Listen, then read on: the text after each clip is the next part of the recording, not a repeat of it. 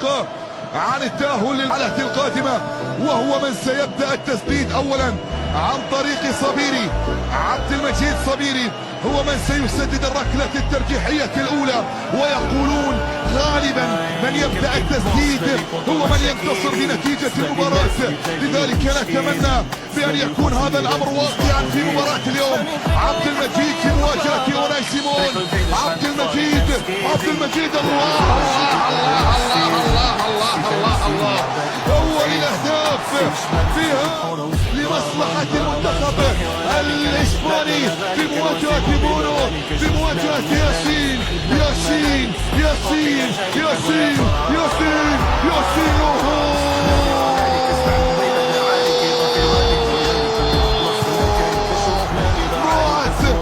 اللندنية أو الإنجليزية لندن.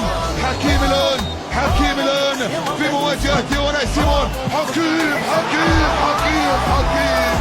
الله.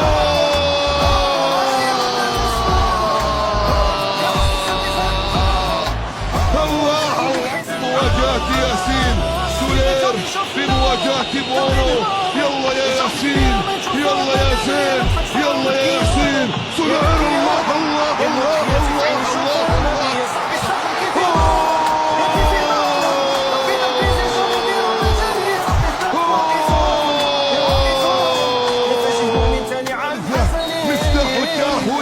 الثالثة يا بدر، الثالثة يا بدر، الثالثة يا بدر، الثالثة. لا لا لا لا لا لا لا لا لا لا لا لا لا لا لا.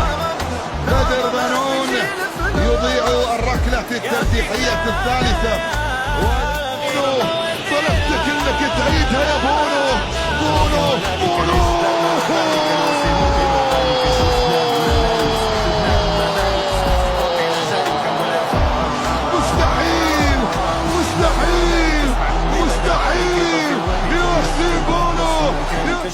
التعليمية عن طريق أشرف حكيمي. يا الله يا رب، يا الله يا رب، يا الله يا رب، يا الله يا رب، يا الله يا رب. المغرب للتاريخ، المغرب للتاريخ، المغرب إلى الدور القادم. فخر العرب إلى الدور القادم، فخر العرب. يقولون لإسبانيا مع السلامة باي باي، مع السلامة باي باي، بالله تشاو.